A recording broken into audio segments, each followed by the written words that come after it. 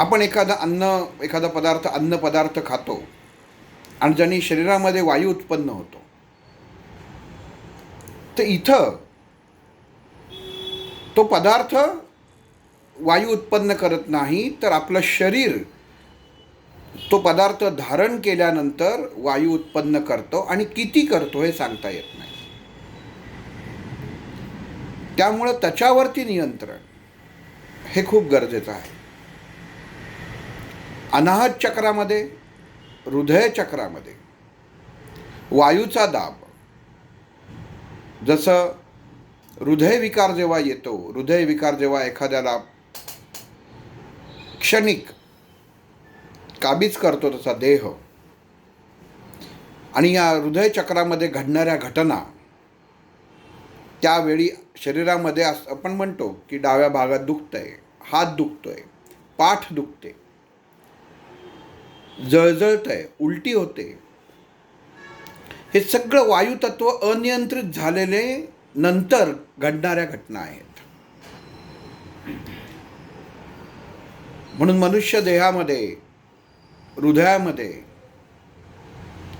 ऊर्जा तत्व हे नियंत्रित करायचं असेल तर त्याचा शरीरामधला वायू हा नियंत्रित हवा.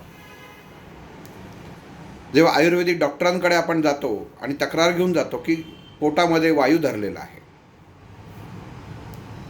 वायू साठलेला आहे असं म्हणत नाही, किंवा शरीरामध्ये वायू झालाय असं म्हणत नाही, तर वायू धरलाय असा शब्द वापरला जातो. कारण तो धरून ठेवलेला असतो, आणि ज्या भागामध्ये, शरीराच्या ज्या अवयवामध्ये तो स्वतःचं अस्तित्व दाखवतो, तिचं वेदना होणं सुरू होतं, आणि तिथला अग्नी हा कमकुवत पडतो. मग डॉक्टर तुम्हाला औषधं देतात, तुमच्या नाडीवरनं काय दोष आहे हा पाहिला जातो, आणि ह्या दोषानुसार तुमच्या वायूचं हा कुठून मोकळा करायचा, मुखाद्वारे का गुदाद्वारे, हे ते वैद्य ठरवतात. आणि त्याच्यासाठी शरीराची रचना ही त्या वैद्यांना त्या नाडीद्वारे माहीत असणं हे खूप गरजेचं असतं. मारुतीरायाचं हे जे घ बीज आहे, हे बीज मंत्रशास्त्रामध्ये खूप महत्त्वाचं बीज मानलं जातं. जसं मारक तसंच तारक असं हे बीज आहे. आणि महेश, आपल्याला माहिती आहे की या हृदय चक्राचा स्वामी महेश, आपण त्याचं अंशात्मक काढलं तर शेवटी अग्नितत्वच येतं. कारण रुद्राचाच अवतार, मारुती कोण होतं तर रुद्राचा अवतारच होता. पण रुद्राचा अवतार असून तत्व वायूचं होतं. मग जेव्हा हृदयावरती परिणाम होतो तो चांगला आणि वाईट दोन्ही प्रकारे होतो. घ बीज म्हणजे ज्या हृदयामध्ये आपण म्हणतो की तू अगदीच तुझं हृदय दगडासारखं झालेलं आहे, हे बोलणं म्हणजे नकारात्मकता दाखवते, आणि किती तुझ्या हृदयामध्ये प्रेम दाटलेलं आहे याच्यामध्ये त्या हृदयामध्ये असलेलं प्रेमरूपी वात्सल्य दाखवतं. पण मग दोन्ही गोष्टी या नियंत्रित करायचं काम आणि कंपनाद्वारे नियंत्रित करायचं काम हे घ बीज करत असतं. ओम नमो भगवते, भगवंताला ओम म्हणजे पहिला आपण हा जो जप आहे हा घ बीजाशी खूप निगडीत आहे, एकरूप आहे.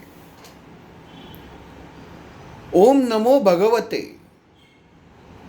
म्हणजे भगवंताला,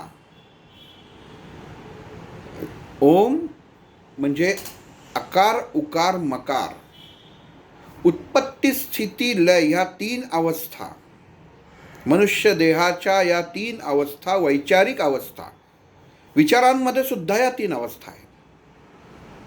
नमो म्हणजे पूर्ण शरण झाले. नमहा म्हटलेलं नाही आहे, नमो म्हटलेलं आहे. एखाद्या संन्यासी असेल किंवा महान ऋषी असतील तर त्यांना नमस्कार करत नाहीत, तर त्यांना दंडवत घालतात. याला नमो म्हणतात. म्हणजे पूर्ण समर्पित भाव हवा, अर्धा समर्पित भाव नसावा. म्हणजे हृदयापासनं फक्त नसावा की हृदयापासनं नमस्कार केला म्हणजे झालं, तर तसं नाही. पूर्ण समर्पित. नमो म्हणजे नमस्काराचा मोक्ष. नमो पूर्ण दंडवत. भगवते, भगवत, भगवान, परमात्मा, त्याचा एक अंश, प्रभू रामचंद्र ज्याचा अंश आहे आणि ज्याची, त्या प्रभू रामचंद्राची आर्तता ज्याच्या हृदयात आहे तो भगवते. कारण हृदयात आर्तता असणं खूप महत्त्वाचं असतं. कोणाचा मुलगा, ओळख आपली कशामुळं होतीये, आपली ओळख काय सांगितली जाते, हे महत्त्वाचं असतं. म्हणून इथं हे जे घ बीज आहे ज्याचा आपण उच्चार करणार आहोत की ओम, मनाची अवस्था, उत्पत्ती, स्थिती, लय, ह्याचा नमो म्हणजे पूर्ण शरीर, मनाने, विचाराने. नुसतं शरीराने दंडवत घालता येत नाही, तर मनाने सुद्धा दंडवत घालणं म्हणजे मनापासनं, हृदयापासनं मोकळं होणं. एखादी गोष्ट हृदयात साठवून म्हणजे मनात नसताना नमस्कार करणं हे चुकीचं आहे. मग त्याला नमो शब्द वापरला जात नाही. हा नमस्कार झाला. पण मनापासनं, शरीराची कृती तुम्ही दंडवत घातलात, पण मनामध्ये नसताना दंडवत घातलात तर त्याचा अर्थ किंवा त्याचा उपयोग हा होत नाही. म्हणून नमो शब्द वापरलाय. मनाची जी उत्पत्ती, स्थिती, लय, वैचारिक अवस्था जी उत्पन्न होते त्याला पूर्ण दंडवत, ती पूर्ण मोकळी व्हायला पाहिजे. आणि मग जी मोकळी होऊन ज्या मारुतीचं आपण वर्णन करणार आहोत, जो या ग बीजाचा स्वामी आहे. कारण ज्याचं आपल्या हृदयावरती, हृदयामधल्या त्या पाकळीवरती जे प्रेमरूप भांडार आहे, त्याच्यावरती त्याचा अधिकार, त्याचं साम्राज्य, त्याची सत्ता आहे. ही सत्ता त्याची आपल्या हृदयाप्रती, आपल्या शरीरात निघणाऱ्या, वावरणाऱ्या, असणाऱ्या कंपनांमध्ये बदल करण्यासाठी ज्या कृतीची गरज आहे आणि त्याचा जो देवता आहे असा हा मारुती, वायुपुत्र, वायूची देवता, घ बीज ज्याच्या अंमलाखाली येतं, असा त्याची आपण ही साधना करतो. ओम नमो भगवते, ज्याचा स्वामी सुद्धा अग्नितत्वाचा स्वामी आहे. र शब्द, राम घेऊ नका, र शब्द घ्या, अग्नितत्वाचा आहे आणि त्याला दंडवत केलेला आहे. अग्नीला सुद्धा पूर्ण समर्पित करायला लागतं, तेव्हा ते हवन होतं. अर्धवट करून चालत नाही. म्हणून ओम नमो भगवते अंजनेयाय म्हणजे अंजनी मातेचा जसा अनुयाय आहे, जसं नातं आहे. महाबलाय, बल, महाबळ शब्द नाही आहे, महाबलाय शब्द वापरलेला आहे. मग हा बल जो आहे हा मनुष्याच्या शरीरातल्या धातूंशी निगडीत आहे. बल हा शब्द मनुष्याच्या शरीरातल्या धातूंशी निगडीत असतो. महाबलाय, ओम नमो भगवते अंजनेयाय महाबलाय. घे घे हे घचं जे बीज आहे त्याचा जो उच्चार आहे आणि ह्याच्यातनं निर्माण होणारी जी कंपनं आहेत, ही कंपनं, एखादा घरामध्ये लाईट असतो, स्विच चालू करतो, पण स्विचमधनं चालू केल्यानंतर तिथपासनं त्या बल्बपर्यंत जो सप्लाय जातो किंवा एखाद्या पाणी सोडतो आपण नळातलं, तर ते तिथपर्यंत बाहेरच्या आउटलेटपर्यंत, बाहेरच्या तोंडापर्यंत पोचायला जो वेळ लागतो आणि त्याच्यात जी कंपनं येतात, आपण कधी नळाला किंवा त्या पाईपाला हात लावला त्याचा आवाज येतो. का येतो? कारण वायू तत्त्वतत्न मोकळं होत असतं. तसंच हे घ बीज आहे. घे घे घे घे 5 वेळा. 5 तत्व आहेत म्हणून 5 वेळा उच्चार करायचा आहे. प्रत्येक तत्वाला 4. हे गणित आहे. तर प्रत्येक तत्वाला 4 वेळा असं अशी 5 वेळा उच्चार करायचा आहे. म्हणजे अंजनेयाय महाबलाय आपल्या शरीरामधले असलेले धातू याच्याशी आपण एकरूप होतो. आणि ते एकरूप झाले की त्या धातूमधनं निर्माण झालेली जी ऊर्जा आहे, मग त्याला परत जी मनाची स्थिती सुरुवात केली, अगदी पूर्ण मनापासून सुरुवात केली. आकार उकार मकार, उत्पत्ती स्थिती लय. एखादा विचार उत्पन्न झाला, त्याच्याबद्दल आलेला त्या विचाराची उत्पत्ती, त्या विचारांबद्दल असलेली स्थिती आणि त्याचा लय, ती इथं परत तीच स्थिती येते. म्हणजे पहिल्यापासून सुरुवात केली, पोथी वाचायला सुरुवात केली, पण जशी पोथी पुढं चालली तशी शरीरामध्ये एक तर ऊर्जा निर्माण होते किंवा शरीरामध्ये वायू निर्माण होतो, जो मनुष्याचा देह, मनुष्याचे डोळे हे जड करतात. म्हणून बऱ्याच जणांना पारायण करताना, पोथी वाचताना, स्तोत्र वाचताना झोप येते. का येते?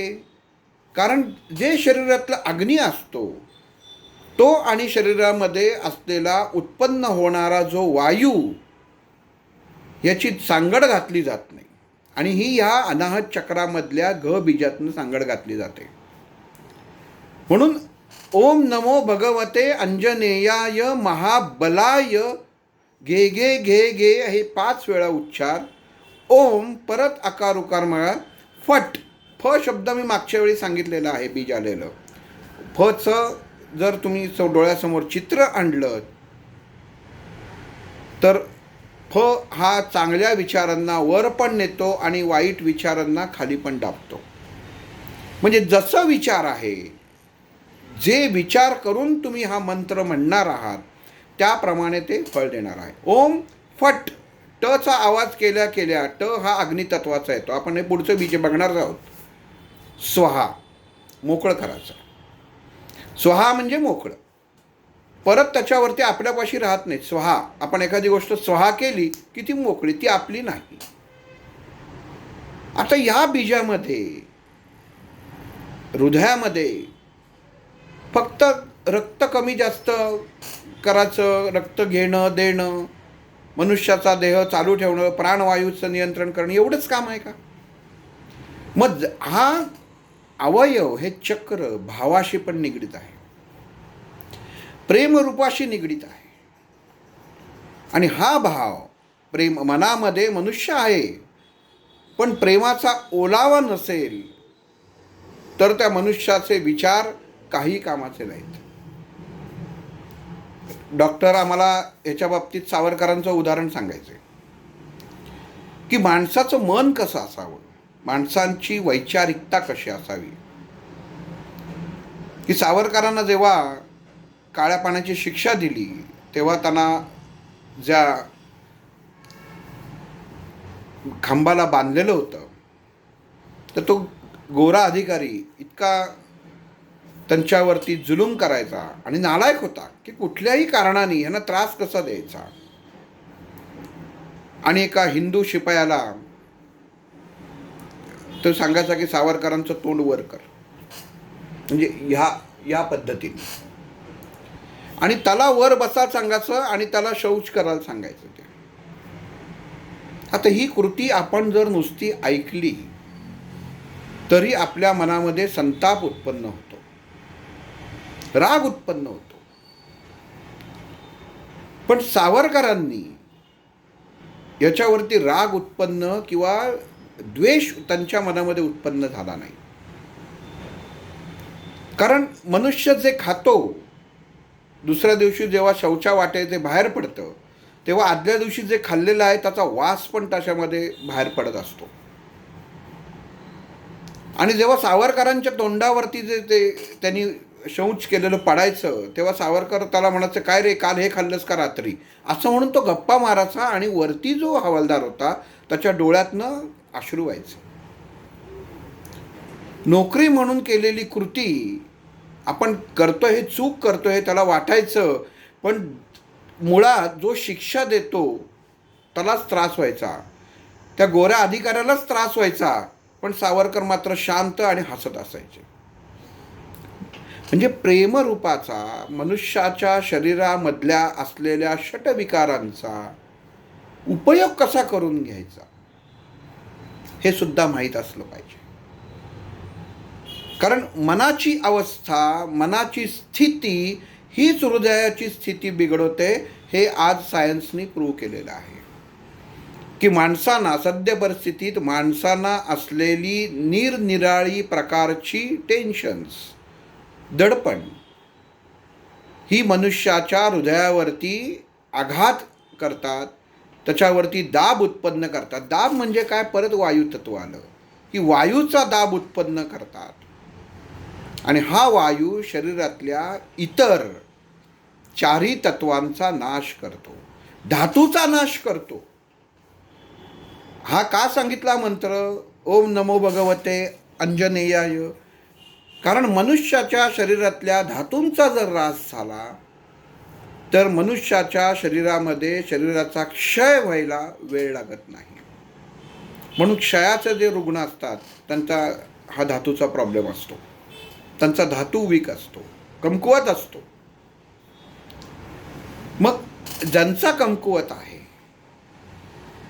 बरं आता गंमत कशी आहे की जिथं धातू कमकुवत आहे, जिथं मनामध्ये उत्पन्न होणारे विचार कमकुवत आहेत, तिथं ताबडतोब की भगवंतांनी अचेतन संस्थेमध्ये जसं आपण म्हणतो की स्वप्नात पाहिलं, ती परिस्थिती, ती अवस्था आपल्या मेंदूद्वारे आपल्या हृदयाचा ताबा घेते आणि एक प्रकारची मनामध्ये भीती उत्पन्न करते.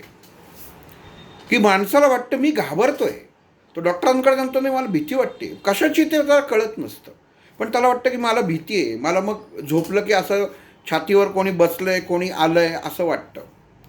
घरामध्ये मी एकटं असते तर घरामध्ये कोणतरी वावरतंय असं वाटतं. का वाटतं? तर हृदयातल्या या घ बीजातला वायू तत्वाचा ऱ्हास होतो, त्याच्यामुळं ही गोष्ट होते. मग ह्याला उपाय काय? तर मारुतीचं स्तोत्र, मारुतीला आवाहन करणं, हे याच्यावरती रामबाण औषध आहे. अग्नी नियंत्रण करणं, वायू अग्नी नियंत्रित करतो, अग्नी वायू नियंत्रित करत नाही, हे कायम लक्षात ठेवलं पाहिजे. की जेवढा वायू आहे, तुम्ही एखादा अग्नी कोळसा पेटवलात, तो जोरात जर फुंकलात तर तो विझणार आहे, पण हळू पेटवलात तर तो भडकणार आहे. म्हणजे अग्नी कोण नियंत्रण करतं? तर वायू करतो. आणि मग हा प्रेमरूपाचा, प्रेमाचा उत्पन्न झालेला जी कंपनं उत्पन्न होतात, ती सुद्धा मनुष्याच्या कृतीद्वारे, धातूंद्वारे त्या आपल्या चेहऱ्यावरती दिसतात की बाबा किती प्रेमळ व्यक्ती आहे, बोलण्यामध्ये प्रेमळ वाटतो आहे. म्हणजे मुखाद्वारे ज्याप्रमाणे उच्चार होतं, आपण एखाद्याला म्हणतो घे रे, किती प्रेम आहे बघा, घे रे, म्हणजे त्याच्यामध्ये बघा दरडावणं म्हणतात ह्याला. मग ह्या बीजाचा उच्चार जसा तुम्ही कराल तसा अग्नी तयार होणार आहे. आता इथे गंमत म्हणजे अशी झाली की एकदा, उदाहरण थोडं वेगळं आहे, पण ह्या प्रेमरूपाचा, वायुतत्वाचा, अग्नितत्वाचा ह्याचे जे संबंध आहे म्हणून सांगतो. आपल्याला सगळ्यांना माहिती आहे की कृष्णाच्या मंदिरामध्ये राधेची मूर्ती असते, राधाकृष्ण. बायको आहे का? नाही. पण प्रेमाचं जे प्रतीक आहे, हे प्रेमाचं प्रतीक त्या राधेचं जे आहे, हे कसं आहे, हे गणित काय आहे, असं काय आहे की रुक्मिणी बायको असून रुक्मिणीचं आणि श्रीकृष्णाचं एकत्रीकरण नाही आणि राधाकृष्णाचं एकत्रीकरण आहे, तरी कोणाचं काही म्हणणं नाही. कारण ती व्यक्तीच नाही, तो प्रेमाचा सागर आहे जो हृदयातनं वाहत असतो.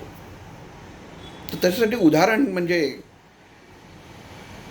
कदाचित तुम्ही वाचलं असेल, माहिती असेल, ज्यांनी श्रीकृष्ण चरित्र वाचलेलं आहे. एक वेळ अशी होते, आपल्या सर्वांना माहिती आहे की लक्ष्मी आहे आणि महालक्ष्मी आहे. विष्णूच्या जवळ आपण काही वेळ आपण म्हणतो, आपण कॅलेंडरवर सगळ्यांना माहिती आहे महालक्ष्मी कॅलेंडर, पण आपण कुठं चाललो आहे? महालक्ष्मीला चाललो आहे. कुठं चाललं आहे? लक्ष्मीला चाललो आहे. मग उच्चार करताना कधी असा विचार करतो का की लक्ष्मी म्हणजे काय आणि महालक्ष्मी म्हणजे काय? तर महालक्ष्मी ही प्रेमाचं स्वरूप आहे आणि लक्ष्मी ही चंचल आहे. भगवान विष्णूंना लक्ष्मी ही पत्नी आहे, त्याच्याबरोबरच महालक्ष्मी पण आहे. महालक्ष्मी प्रेमाचा भांडार आहे आणि लक्ष्मी हे वैभवशालीचं भांडार जरी असलं तरी ते चंचल आहे. क्षणात कुठं असेल सांगता येत नाही. आत्ता आहे तर क्षणात माहीत नाही. व्यावहारिकदृष्ट्या जर बघितलं तर आत्ता खिशात पैसा आहे तर पुढच्या क्षणी असेलच अशी खात्री नाही. पण आत्ता मनामध्ये प्रेम आहे, हे काही जरी झालं तरी हे शाश्वत आहे की पुढच्या वेळी ते प्रेम नक्कीच आहे, म्हणजे महालक्ष्मी आहे. तसं ही गंमत अशी गोष्ट अशी आहे, ह्या ग बीजाशी निगडीत म्हणून सांगतो की एकदा वनामध्ये दुर्वास ऋषी येतात. भगवान श्रीकृष्ण यांना निरोप पाठवला जातो की दुर्वास ऋषी आलेत आणि ठरवतात भगवान की चला आता आपण दुर्वासांचं स्वागत करायला जाऊ. आणि मग भगवान विष्णू चालले. बरोबर लक्ष्मी असते आणि महालक्ष्मी पण असते. दोघंही जातात आणि तर दुर्वास ऋषींबद्दल वेगळं सांगायला नको, अतिशय क्रोधिष्ठ, क्षणाक्षणाला समोरच्याला शाप देणारे सर्वात प्रसिद्ध ऋषी जर कोण असतील तर दुर्वास होते.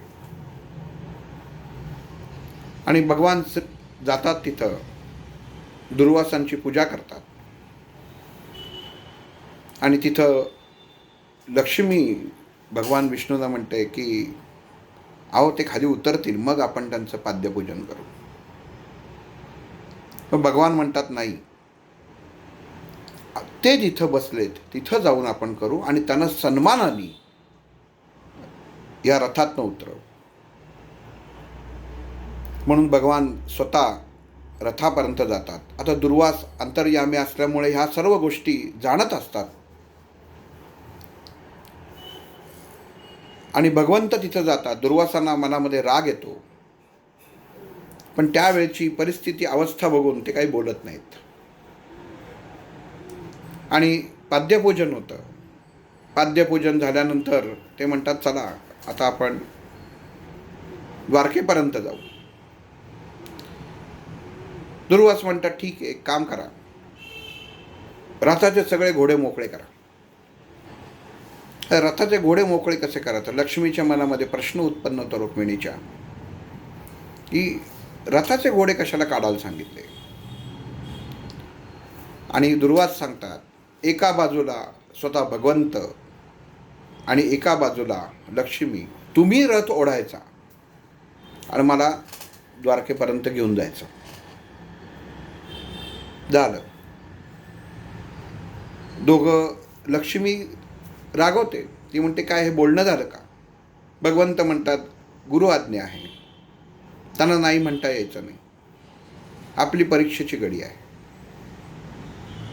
ठीक आहे म्हणतात. महालक्ष्मी पण जोडली जाते. राधा, राधा ही महालक्ष्मीचं स्वरूप आहे. आणि रथ चालू होतो. थोडं पुढं गेल्यानंतर रथ ओढल्यामुळे लक्ष्मीला तहान लागते आणि ती भगवंतांना म्हणते की मला तहान लागली तर आपण जरा इथं पाणी आहे तर ते मी पिते, तोपर्यंत थांबावं. आणि तो रथ थांबला जातो. भगवंत म्हणतात ठीक आहे, तू पाणी पिऊन ये. असं भगवंत परस्पर सांगतात आणि इथं दुर्वासांचा क्रोध जागा होतो. गुरु आज्ञा घेतल्याशिवाय पाणी प्यायला गेलीच कशी? आणि त्याच वेळी भगवंताला आणि त्या महालक्ष्मी रूपामधल्या राधेला सुद्धा तहान लागलेली असते. पण भगवंत जागचे हालत नाहीत, म्हणून राधाही जागची हालत नाही, महालक्ष्मी जागची हालत नाही.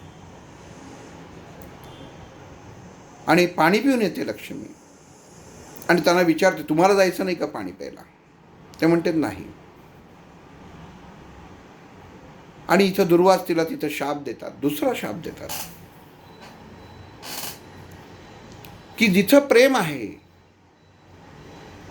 तिथं तुझा वास नसेल, तुझ्यामुळे भांडणं उत्पन्न होतील, असा शाप देवीला दिला जातो, रुक्मिणीला दिला जातो, लक्ष्मीला दिला जातो. आणि तसाच रथ येऊन द्वारकेला येतात. आणि द्वारकेला आल्यानंतर जेव्हा गुरुचरण, गुरुंना नमस्कार केला जातो, तेव्हा महालक्ष्मीला, राधेला ते प्रेमरूपाचा तू एक चिन्ह बनून जाशील. जिथं जिथं प्रेमाचं नाव येईल तिथं लोक फक्त तुझा उद्धार करतील, तुझं नाम घेतील, असं तिला आशीर्वाद देतात. आणि असं म्हणतात की त्याच्यानंतर भगवंतांनी जोपर्यंत सांगितलं नाही तोपर्यंत राधेनी पाणी ग्रहण केलं नाही. इतकी ती प्रेमरूपाने त्या भगवंताशी एकरूप राहिली.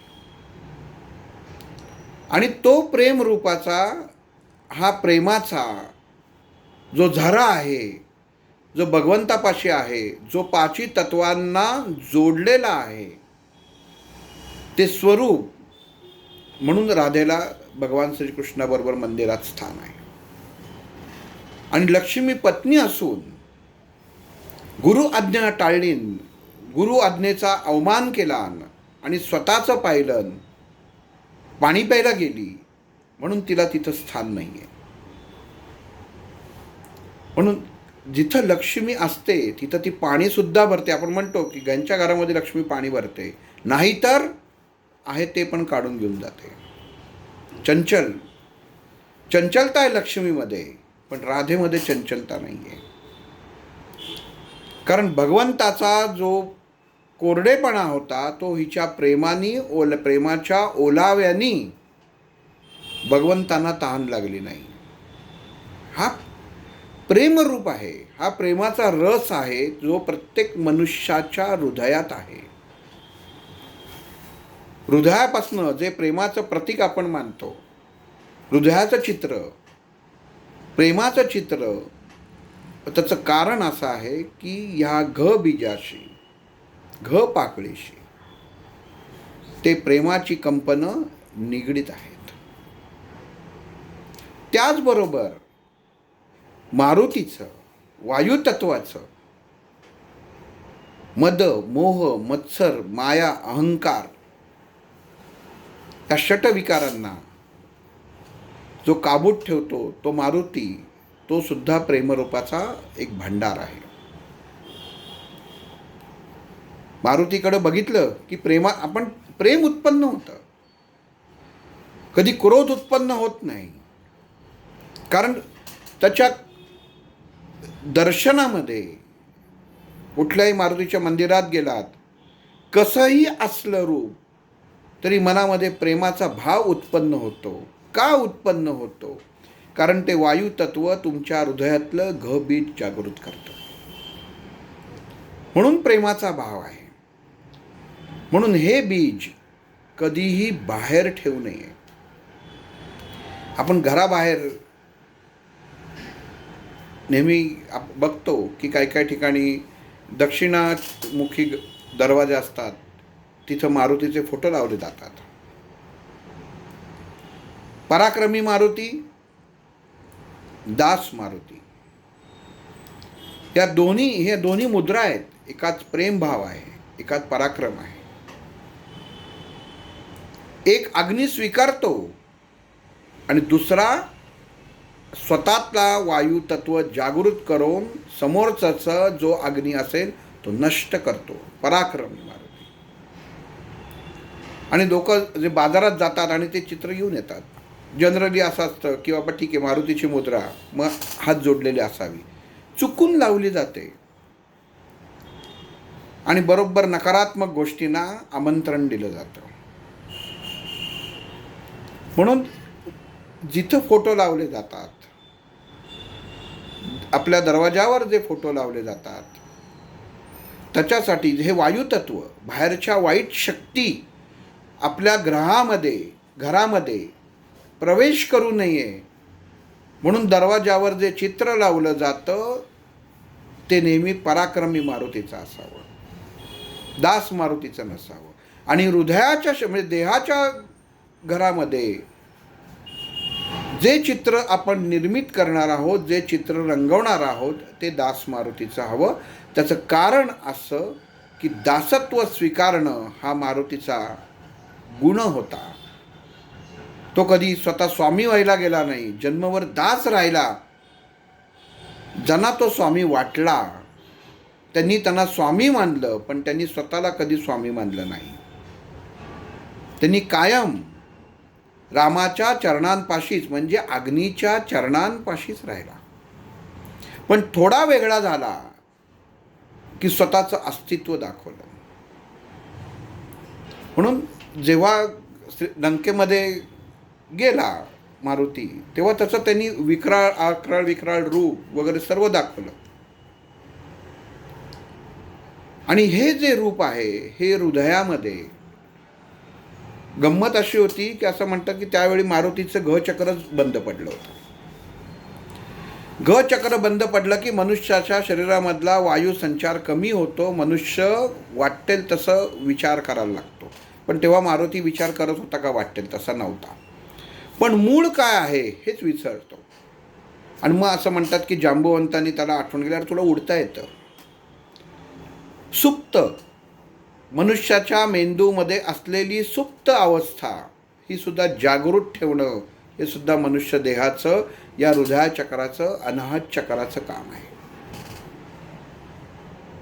थोडासा भाग कळाला अवघड आहे. आपण म्हणतो की अमुक माणसाने मला 10 वर्षापूर्वी त्रास दिला होता. हृदयात कुठंतरी घर केलेलं आहे. किंवा एखादी व्यक्ती, आपण एखादी गोष्ट शिकलेली असते आणि ती 8-10 वर्ष त्याच्यामध्ये नसतात. एखाद्या आजोबा नातवाला अभ्यास घ्यायला जातात आणि त्यांना कळतं की मी लहानपणी अमुक गोष्ट केलेली होती. एवढ्या वर्षाचा मध्ये कालखंड गेलेला असतो, गॅप पडलेले असते, पण त्यांना त्या क्षणी आठवतात. म्हणजेच काय झालं की शरीरामधल्या वैचारिकतेमध्ये असलेलं ज्ञान हे स्थित असतं, पण ते बाहेर पडत नाही. मग ते असलेलं ज्ञान कोणतरी सांभाळणारी शक्ती, कुठली तरी शरीरामध्ये असलेली ऊर्जा ही काम करणं गरजेचं असतं. आणि मग हे काम करणारी ही ऊर्जा जी असते, ही ऊर्जा या बीजाच्या अंमलाखाली येते. म्हणून जेव्हा मनाची स्थिती, मानसिक अवस्था ही बिकट होते, मनुष्य विचार करायला किंवा त्याची विचारवृत्ती असं वाटतं की आता चालत नाही आहेत, अमुक संकट येत आहेत, आता ह्याच्यामध्ये मला मार्ग दिसत नाही आहे, तर मी काय करावं. अमुक व्यक्ती समोर आहे, तिच्याबद्दल राग व्यक्त करावा का प्रेम व्यक्त करावं, अशी परिस्थिती निर्माण होते. ते कळत नाही आहे. मुलांनी पैसा कमवून आणला, खायची वानवा होती ती कमी झाली, पण मुलांनी पैसा कसा कमवून आणला हा जर विचार डोक्यात असेल तर त्या मुलाबद्दल मी प्रेम प्रगट करावं का राग प्रगट करावा, हा विचार आहे. हे सर्व विचारांचं लेनदेन, घेणं देणं या बीजापासनं, या बीजाच्या अंमलाखाली येतं. आणि ह्या ग बीजाचा, या वायुतत्वाचा स्वामी का वायुतत्वाच्या या ग बीजाचा स्वामी केलेला आहे? कारण बाकी चारी चक्र, बाकी चारी तत्व ही समतोल ठेवण्याचं काम हा वायुतत्व करत असतं. पाणी किती जोराने फ्लो करायचं, आपण म्हणतो की समुद्रात पाणी आहे, पृथ्वी तत्व बिघडलं आणि त्यातनं सुनामी उत्पन्न झाली, मग ती किती फोर्सने फेकायचे हे वायूशिवाय घडत नाही. अग्नितत्व उत्पन्न झालं, जाळाचं असेल तर किती फोर्सनी, किती वेगाने जाळायला पाहिजे हे वायुतत्वावर अवलंबून आहे. म्हणजे प्रत्येक गोष्ट ही वायुतत्वाशी निगडीत आहे. म्हणून मनुष्याला वायुतत्व हे आपल्या शरीरात कायम प्रज्वलित ठेवणं गरजेचं आहे. आणि त्याचं काम त्याचा स्वामी हा वायुपुत्र मारुती करतो. म्हणून कायम आपण म्हणत असतो की लहानपणापासून घरामध्ये भीमरूपी आणि रामरक्षा हे का म्हणावं, तर असले मनुष्याच्या शरीरामध्ये असलेलं बल, ज्या बलावरती आपला हा देहामधले धातू तयार होतात, धातूंचं नियंत्रण केलं जातं, ते फक्त ह्या उच्चारांनी, या मंत्रांनी तुम्ही त्याच्यावरती प्रभुत्व गाजवू शकता, त्याच्यावरती विजय प्राप्त करू शकता. दुसरं, जेवढी शरीराला ऊर्जेची गरज आहे, जेवढी शरीराला ऊर्जेची गरज आहे तेवढीच ऊर्जा या मंत्राद्वारे मनुष्याला प्राप्त होते. म्हणजे जर आपल्याला गरम होत गार वाटत असेल आणि एखाद्या थंड ठिकाणी गेलो आणि हीटर लावला तर एकदम गरम हवा झाली तर चालेल का? तर नाही. तर नियंत्रित शरीराचं आपल्या तापमान किती आहे याच्यावरनं बाह्य तापमान नियंत्रित केलं जातं कृत्रिमदृष्ट्या. तसं हा जेव्हा मंत्र तुम्ही म्हणता तेव्हा तुमच्या शरीरातला अग्नी नियंत्रित केला जातो. शरीरातली षटचक्र ही योग्य तऱ्हेने अग्नितत्वाने कार्यान्वित होतात. शरीरातले धातू हे योग्य तऱ्हेने त्याच्यामधले असलेली ऊर्जा स्थित करतात आणि त्याचा आपल्या शरीरातल्या रक्तामधल्या प्रत्येक पेशीला जो प्राणवायू पाहिजे, हृदयचक्र आहे, अनाहतचक्र आहे, प्राणवायूचं नियंत्रण आहे, जेवढा प्राणवायू पाहिजे तेवढाच प्राणवायूचा पुरवठा हे वायू त्या अग्नीच्या साह्याने करतं. आणि जेव्हा ह्याच्यामध्ये कुठला गोंधळ उत्पन्न होतो मग तेव्हा कॅन्सरसारखे विकार होतात. किंवा ब्लड कॅन्सर झाला आहे, काही कॅन्सर्स अशा आहेत की या ग बीज बिघडल्यामुळे होतात. आणि त्यातला हा एक प्रकार आहे. म्हणून इतका सोपा मंत्र आहे, ओम नमो भगवते अंजनेयाय.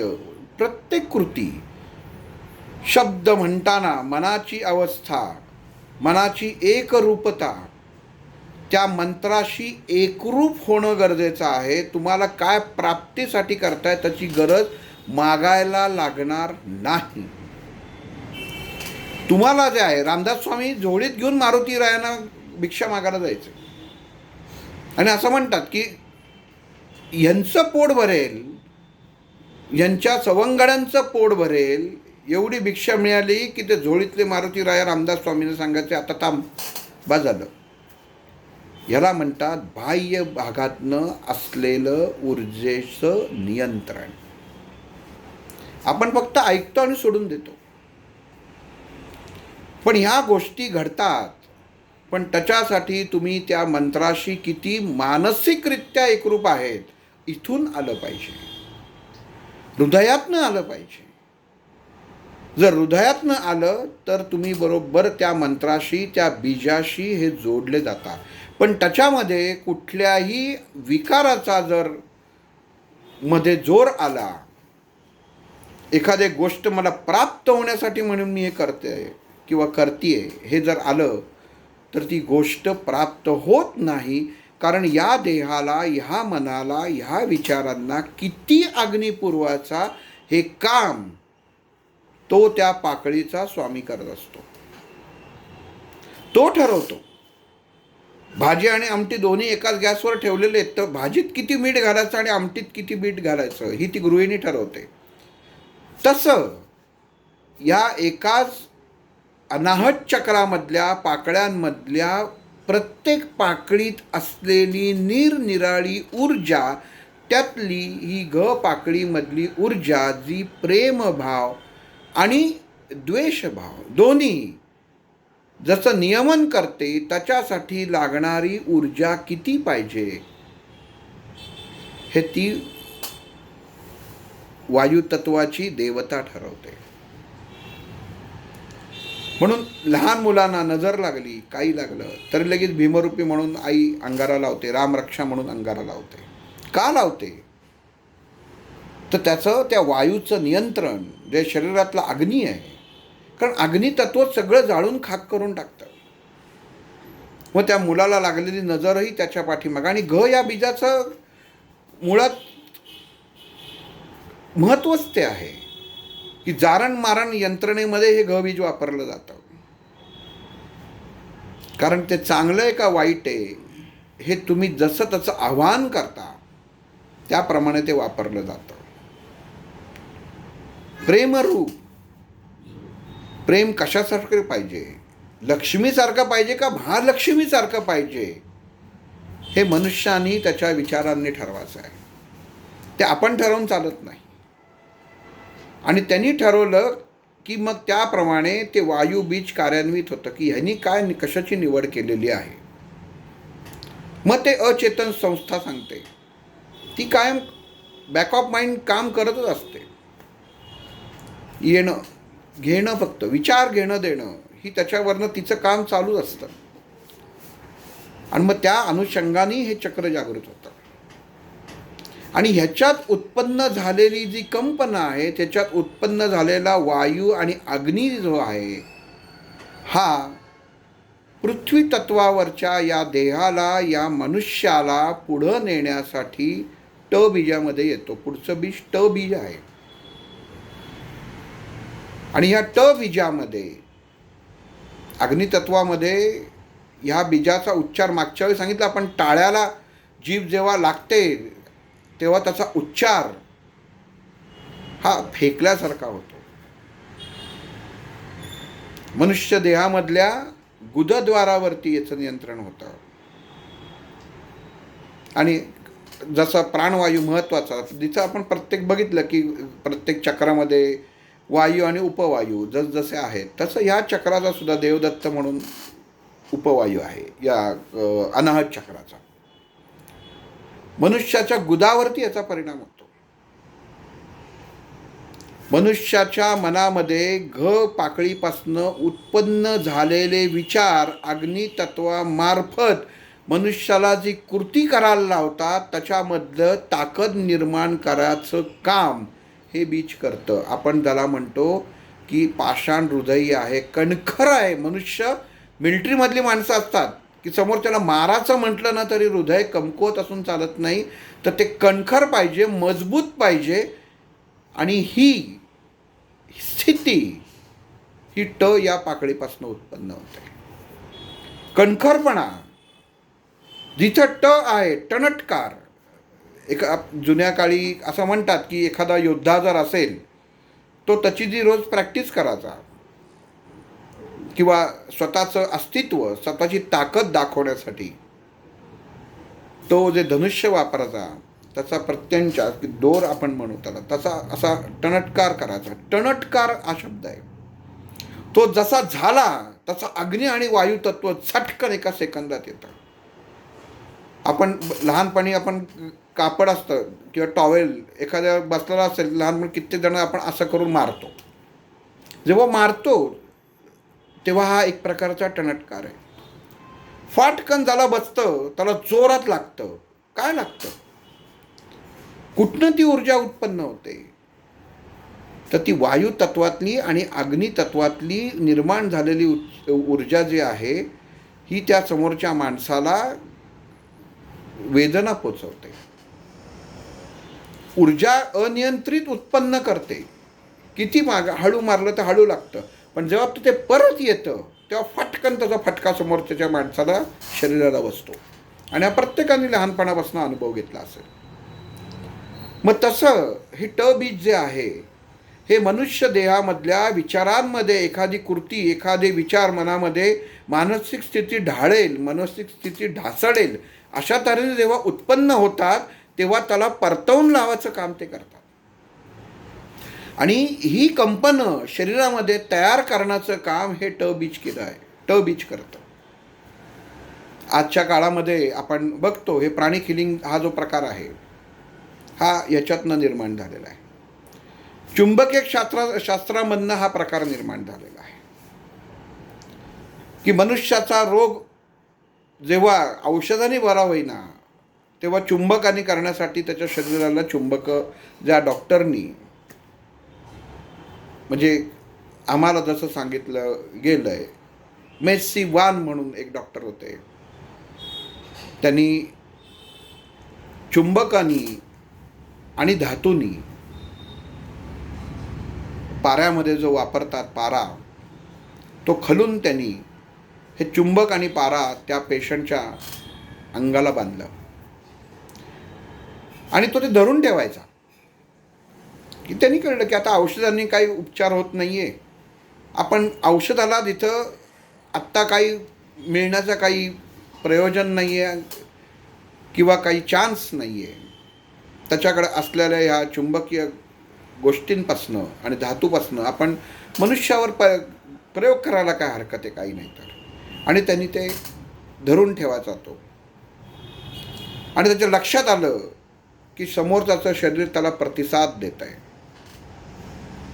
आणि एकदा असं होतं की त्याची ती चुंबकीय ज्याच्यात चुंबक ठेवलेले असतात आणि खलून ठेवलेला जो धातू असतो ते विसरतं आणि हा दुसऱ्या गावामध्ये त्याचे उपचार करायला गेलेला असतो. आणि त्याचा विचार करतो आता हे दोन्ही गोष्टी विचारल्यात तर करू काय. तो म्हणतो ठीक आहे आता आलोय आपण तर हा प्रयोग करून बघू, जाऊ दे, समोरच्याचं समाधान तरी होऊ दे. म्हणून तो समोरच्याचा हात धरतो आणि हात धरतो, मनामध्ये विचार आणतो की समोरच्याचं शरीर, समोरच्याचा रोग आता हा नीट होत चाललेला आहे. याची शरीरामधली जी चक्र आहेत, ही घडी आहे, ही नीट होत चाललेली आहे, जी मी स्वच्छ करतो आहे. आणि त्यांनी त्याला तो हात, समोरच्या व्यक्तींचा हात धरला आणि त्याला त्या हाताला जाणीव झाली की माझ्या हातनं चुंबकीय कंपनं समोरच्याच्या देहामध्ये पास होत आहे. आणि उजव्या हातामधनं धातूची कंपनं त्या समोरच्या देहामध्ये जात आहेत, ट्रान्सफर होत आहेत. आणि त्यांनी हा प्रयोग केला, लक्षात आलं की आता मला हातात चुंबकीय गोष्टी किंवा धातूच्या गोष्टी घ्यायची गरजच नाही. त्याचं जर मी आवाहन केलं तर त्या गोष्टी माझ्या शरीरामध्ये विचारांमार्फत निर्माण होत आहेत आणि त्या निर्माण झालेल्या गोष्टी मी समोरच्याला देऊन समोरच्याचं चक्र स्वच्छ करत आहे. ही फक्त त्यांनी मनामध्ये केलेला विचार, अचेतन अवस्थेला दिलेली कमांड, सूचना की अमुक अमुक गोष्ट आहे माझ्या, म्हणजे मनुष्याचा देह त्यांनी तयार करून घेतला, क्रियेने तयार करून घेतला. बीज जसं आपण म्हटलं की या मंत्राद्वारे काय करायचं आहे तर ते तयार करून ठेवायचं आहे. कधी वापर होईल सांगता येत नाही, ते आपोआप काम करत असतं. जास्त कोलेस्ट्रॉल ज्यांनी वाढेल ते पदार्थ का खायचं नाही, आपण रोज तपासतो का नाही. तर त्या रक्तवाहिन्यांमधनं निर्माण होणारे अडथळे जे असतात ते आपोआप दूर होत जातात. मग तशी प्रत्येक चक्रांना जी ऊर्जा पाहिजे, जी गती पाहिजे, जी कंपन पाहिजे, जर तुम्ही ती देत राहाल, त्यांना जर हाक मारत राहाल तर ती गतिमान होतात आणि ती गतिमान राहतात. आणि मग ही अवस्था, चुंबकीय क्षेत्राची अवस्था, चुंबकीय क्षेत्राची निर्माण होणारी कंपनं, धातूंची निर्माण होणारी कंपनं उत्पन्न करायचं आणि स्टोअर करायचं, साठवून ठेवायचं काम हे हृदयातलं ट बीज करत असतं. म्हणून ज्या प्राणी किलिंगमध्ये ही जी शक्ती वापरली जाते की तो ज्याला देतात तो भला माणूस समोर असो नसतो त्याला काही फरक पडत नाही, पण जी कंपनं पाठवली जातात तेव्हा ह्या मनुष्याच्या देहामध्ये, आणि गंमत असे बघा की हृदयावरती शक्यतो त्याचा परिणाम, त्याचा वापर करत नाहीत. का करत नाहीत? कारण ऊर्जाच तिथनं घेतलेली आहे. करत नाही तेवढं म्हणतात की हा हृदयरोगी असेल ना तर त्याला प्राणी किलिंग वापरत नाहीत असं म्हणतात. मला माहीत नाही त्या गोष्टींमधलं. पण जिथं हृदय आहे, हृदयाशी विकार आहे, तर त्याला वापरत नाहीत. का वापरत नाही? कारण असं आहे की ह्याच्या हृदयातल्या पाकळ्या त्या समोरच्याच्या हृदयातल्या पाकळ्यांशी एकरूप होऊ शकत नाहीत. हा सोपा त्याच्यामध्ये आहे आणि हे आपल्या शास्त्रामध्ये लिहिलेलं आहे. ज्याचा नंतर अभ्यास करून विदेशातनं परत आपल्या स्वदेशी गोष्टींमध्ये याचं स्पष्टीकरण दिलं गेलं आणि आज आपण ती लोक त्यांचा शब्द वापरून ही गोष्ट आणि ही साधना शिकत आहोत. हे मोठं दुर्दैव आहे. स्वामी विवेकानंदांना ही विद्या अवगत होती, रामकृष्ण परमहंसांना ही विद्या अवगत होती, सावरकरांना ही विद्या अवगत होती, डॉक्टर राम भोसल्यांना ही विद्या अवगत होती आणि आमच्या डॉक्टरांनाही ही विद्या अवगत होती की जेव्हा आम्ही म्हणायचो की समोरच्या माणसाला बघून आणि न करता काय करतात, तर ही कंपनांची देवाणघेवाण असते, ही विद्युत चुंबकीय देवाणघेवाण असते. आपण कधी विचार करत नाही, नुसतं समुद्राची भरती ओटी येते, तो चंद्र किती लांब असतो, पण त्याच्या कंपनाद्वारे त्याच्या चुंबकीय क्षेत्राच्या त्यांची जी कंपन उत्पन्न होतात त्या कंपनाद्वारे अख्खा हा समुद्र ते जलतत्व हादरलं जातं आणि त्याचं भरती ओटीमध्ये परिणाम आपण पाहत असतो. म्हणजे चुंबकीय क्षेत्र मनुष्याच्या देहामध्ये, शरीरामध्ये किती तीव्रतेने काम करत असतं. आजही आपण MRI काढायला जातो, त्याच्यात संबंध ते यंत्रच चुंबकीय असतं. म्हणजे चुंबक हा एकच गोष्ट असा आहे की मनुष्य देहामधल्या प्रत्येक बीजाशी, प्रत्येक चक्राशी संवाद साधू शकतो कंपनाद्वारे. पण ही चुंबकीय शक्ती तुम्हाला वस्तूतनं नको तर मनामध्ये उत्पन्न होणाऱ्या, वेदांमध्ये, स्तोत्रांमध्ये उत्पन्न होणाऱ्या शब्दांद्वारे, बीजांद्वारे ही चुंबकीय शक्तीत आपल्याला उत्पन्न करायची आहे. आणि हे ट बीज आहे, हे त्याचं प्रमुख अस्त्र आहे. म्हणून मंदिरामध्ये आपण जेव्हा जातो तेव्हा आपण घंटा वाजवतो, टन टन टन टन, त्याचा आवाज ट असा होतो. का वाजवतो? तर त्याच्यापासून उत्पन्न झालेली कंपनं जे आहेत ती आपल्या देहाच्या बाजूला असलेली वाईट कंपनांचा क्षणामध्ये नाश करतात. एखाद्या मनुष्याला पोटाचा प्रॉब्लेम असेल, पोटाचा विकार असेल, पोट साफ होत नसेल, शौचाचा प्रॉब्लेम असेल, अडकून होत असेल, तर त्यांनी ट बीजाचा, टम या बीजाचा फक्त उच्चार केला तर त्याचं शरीरातलं गुदद्वार मोकळं होतं. आणि अनुभव घेऊन बघावा. आपण सगळ्यांना असं काही हे नाही आहे की हे नुसतंच याच्यामध्ये नित्यनियमामध्ये करावं. आपल्याला जोपर्यंत आपण अभ्यास करत नाही, त्याचा स्वतः अनुभव घेत नाही, तोपर्यंत काही कळणार नाही.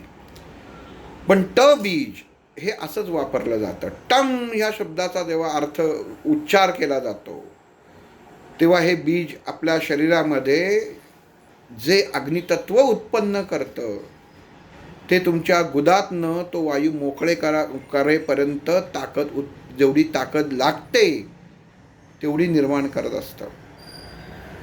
आणि ती उत्पन्न झालेली ताकद मनुष्याच्या मेंदूपर्यंत जात असते.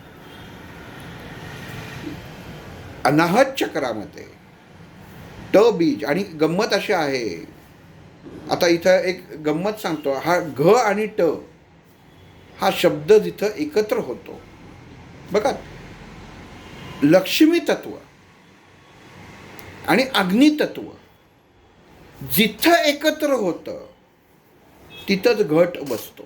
घ आणि ट एकत्र शब्द केलेला आहे. घट बसवणं म्हणजे काय करतात? गहू पण लावले जातात, अग्नितत्वाचे आहेत. घट आणि ट, घ बीजाक्षर आणि ट बीजाक्षर जिथं एकत्र होतं ते घ आणि ट म्हणजेचा उच्चार घ ट होतं. लक्ष्मी तत्व, अग्नी तत्व आणि वायू तत्व जिथं एकत्रित केलं जातं त्यावेळची त्या देहातली, त्या दिवसामधली उत्पन्न होणारी मनुष्य देहातली ऊर्जा ही अतिशय दीर्घ, तीक्ष्ण अशी असते. आणि ती ऊर्जा ही नियंत्रित राहावी. गंमत अशी की ऊर्जा नियंत्रित झाली कंपनांद्वारे शरीरामध्ये. मी जे साधना करते, जे स्तोत्र वाचतोय त्यांनी उत्पन्न तर झाली, पण ते नियंत्रित करण्याचं काम काय आहे तर निसर्गाने जशाप्रमाणे आपल्याला जशी जिथं रोग आहेत तिथंच त्याचे उपचार दिलेले आहेत. तसं तुम्हाला आपण त्या परडीमध्ये धान्य पेरतो आणि त्या परडीमध्ये धान्य पेटल्यावर जे पेरतो त्याच्यातनं जे तण उगवतात ती घरामधली ऊर्जा नियंत्रित करतात. आणि हेच बीज आपल्या शरीरामधल्या यकृतावरती औषध म्हणून काम करत असतं. म्हणजे ही तत्व आज गंमत अशी अजून एक सांगतो की ह्या तत्वाला जर तुम्ही तुमच्या घराबाहेर, जसं आपलं घर आहे, आपल्याला असं वाटलं की माझ्या घरामध्ये काहीतरी चुकीचं घडतंय, काहीतरी मला भीती वाटते, घरामधली एखादी लहान मूल उठतंय झोपेतनं, कारण नसताना त्याला रडतोय, जेवत नाहीये, तर फक्त ट बीजाचा टंग असा हा जर उच्चार जर तुम्ही घरामध्ये केलात, किंवा घरामध्ये आपण घंटा वाजवतो, घंटा वाजवताना सुद्धा नाद जो आहे ना तो खूप महत्त्वाचा असतो. मला आमच्या घरामध्ये चांदीची घंटा आणि सोन्याची घंटा आहे, तर त्याचा काहीही उपयोग नाही. त्या घंटेचा नाद काय आहे हे कायम लक्षात ठेवलं पाहिजे. आणि तो जर नाद योग्य असेल, कधी आपण विचार केलाय का घंटेचा मध्ये जो एक दांडा म्हणू आपण त्याला, की जो वाजवतो त्याचा जर आकार बघितला तुम्ही तर तो गदेसारखा असतो, वरती पातळ असतो आणि खाली जाड असतो. ती एक म्हणजे काय झालं, वायू तत्व अग्नितत्वावरती आपटतं आणि जो उच्चार होतो, जी कंपनं उच्चार होतात त्याचा उच्चार टम असा होतो आणि ती सभोवतालची वाईट कंपनं क्षणामध्ये नष्ट करते आणि इतर गोष्टी एकत्रित करते. एकत्रित करण्याचा भाव आहे तो. शाळांमध्ये घंटी वाजवतात, शाळांमध्ये घंटा वाजवतात. घंटी म्हणजे काय, इलेक्ट्रॉनिक येतात, त्याला काही अर्थ नाही. पण घंटा वाजवली, शाळेची घंटा झाली, सगळ्यांनी एका ठिकाणी जमा, सगळी ऊर्जा एकाच ठिकाणी नियंत्रित केली जाते. तो टोल बघा, जुन्या ह्याच्यामध्ये असेल, आपण अग्निशामक दलामध्ये सुरुवातीला ती घंटा वाजवत जायची गाडी, की त्याचा आवाज किती घुमायचा. जुन्या मंदिरांमध्ये असलेल्या ज्या घंटा आहेत त्याचा टोल बघा, ज्याला मी दांडी म्हणतो त्याचा टोल, तसाच टोल, तशीच घंटा तुम्ही जर घरात लावलीत, आजकाल चायनीज ह्याच्यामध्ये फेंगशुई म्हणून तुम्ही घरामध्ये घंटा टांगता आणि त्याचा आवाज ऐकता, त्याच्यापेक्षा आपल्या हिंदू संस्कृतीमध्ये दिलेली जर घंटा तुम्ही, जसा टोल योग्य आहे, टोल योग्य असणं गरजेचं आहे आणि त्यातनं निघणारी जी कंपनं आहेत ही महत्त्वाची आहेत. त्यांनी जर उच्चार त्याचा जो होतो टन असा, तो जर व्यवस्थित झाला तर घरामधली वाईट एनर्जी क्षणामध्ये नष्ट होते. इतकी ताकद त्याच्यामध्ये असते. आगीचा बंब जेव्हा जातो तेव्हा ते काय बंब जोरात जातो म्हणून लोक बाजूला होत नाही. ती जी जो घंटा वाजवतात ती त्या टोलाच्या यानी ती कंपनं अशी निर्माण होतात की मनुष्याच्या विचारांमध्ये त्या अग्नितत्वाचं भय निर्माण होतं आणि प्रत्येक मनुष्य बाजूला. सगळ्यांनाच माहिती आहे अग्नीचा बंब आलाय म्हणजे आता बाजूला व्हायचं आहे किंवा बाजूला थांबायचं आहे, पण कोणाची हिंमत होत नाही की मी तिथं मध्ये जाऊन थांबेन. का तर त्या टोलाची ताकद असते आणि जिथं टोलाची ताकद असते तिथं कधीही वायू तत्व बाजूला ठेवू नये. हे सांगायचं कारण असं आहे, माझ्या एक जण ओळखीचे आहेत आणि त्यांच्या घरामध्ये, त्यांच्या बंगल्यामध्ये मारुतीचं मंदिर आहे, बाहेर मारुतीचं मंदिर आहे. म्हणजे ग हे बीज बाहेर आहे आणि ट हे बीज आत आहे. आणि त्यांच्या यजमानांना कायम भास होतात की आपल्या आजूबाजूला कोणीतरी आहे, कोणीतरी दिसतंय. मग वाईटच दिसायला असं नाही पाहिजे की त्यांचं हृदय जे आहे, जसा प्रेमभाव आहे तसं त्यांना सगळे संत दिसतात, कोणी जरी दिसतं. पण त्याचं कारण असं आहे की बीज हे बाहेर ठेवलं, मारुतीला बाहेर ठेवलं, त्या तत्वाला बाहेर ठेवलं.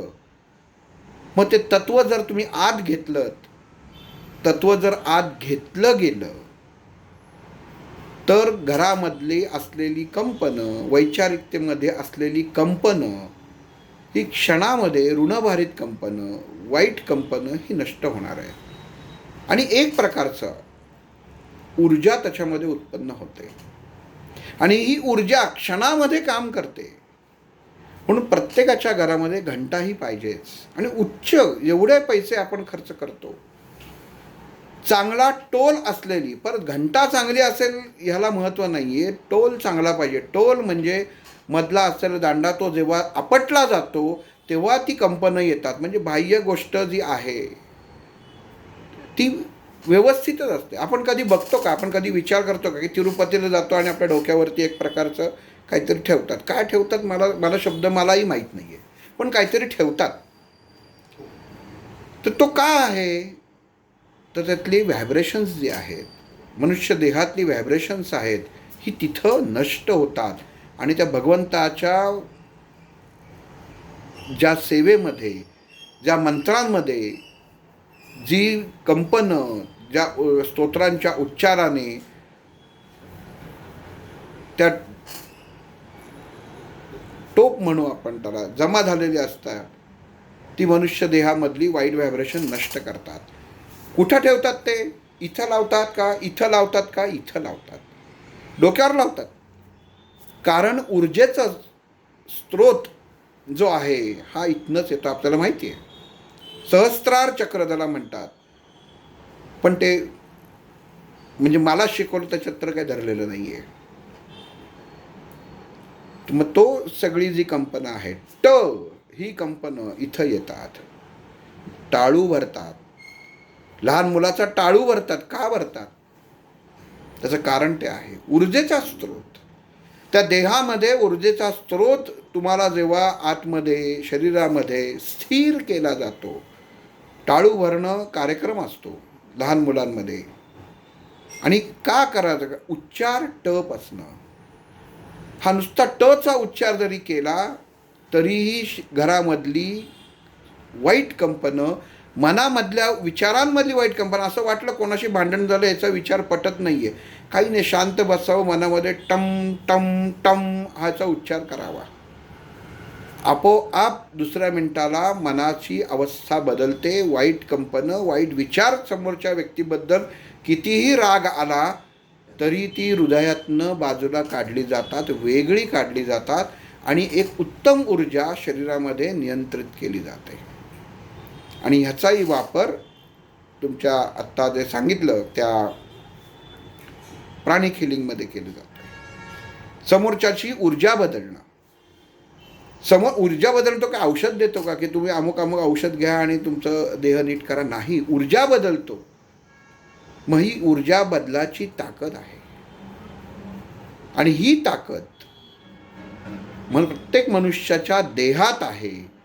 फक्त ती स्वतःच्या हृदयातली, स्वतःच्या हृदयातल्या अनाहत चक्रामध्ये जे पाकळ्या आहेत त्याला रोज तुम्ही जागृत करणं हे फक्त तुमच्या हातामध्ये आहे. मग हा एक मंत्र तुम्ही ओम नमो भगवते अंजनेयाय ह्यानी ती ऊर्जा जागृत करू शकता. टम हा या बीजानी शरीरामधली ऊर्जा जागृत करू शकता. ज्यांचं कोलेस्ट्रॉल जास्त आहे त्यांनी नुसता टमचा उच्चार जरी केला आणि नंतर महिन्याने जाऊन कोलेस्ट्रॉल चेक करा, त्याचं कोलेस्ट्रॉल कमी झालेलं असेल. कारण धमन्यांमध्ये, आपल्या रक्तवाहिन्यांमध्ये असलेला जो थर आहे तो ह्याच्या उच्चाराने त्यातलं जे घनता निर्माण झालेली आहे, नसांमध्ये जे आवरण तयार होतं ते नष्ट करतं आणि रक्तपुरवठा सुरळीत करतं.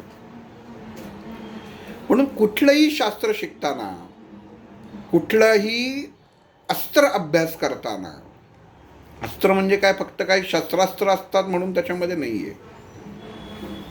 शब्द हे शस्त्र आहे आणि मंत्र हे अस्त्र आहे. कारण ते दिसत नाहीत पण ते काम करतात आणि परत आपल्या जवळ असतं. मंत्र कसं, शब्द कसे आहेत की तुम्ही एखाद्याला का रे नालाय का असं म्हणलं तर तुम्ही शब्द उच्चारून झालात. पण अस्त्र हे कळत नाही आणि त्याचे बोलही वेगळे असतात, सर्वसाधारण नसतात आणि ते आपल्याच जवळ राहतात. म्हणून मनुष्यानी ह्या दोन गोष्टी, एक मारुतीचा मंत्र आणि दुसरी गोष्ट टचा उच्चार. टम, ज्यांना हृदयविकार आहे, ज्यांना ब्लड प्रेशरचा त्रास आहे, ज्यांना छातीत धडधडतं, ज्यांना मानसिक भीती वाटते, त्यांनी टमचा उच्चार हा जरूर करावा आणि त्याचा अनुभव घ्यावा.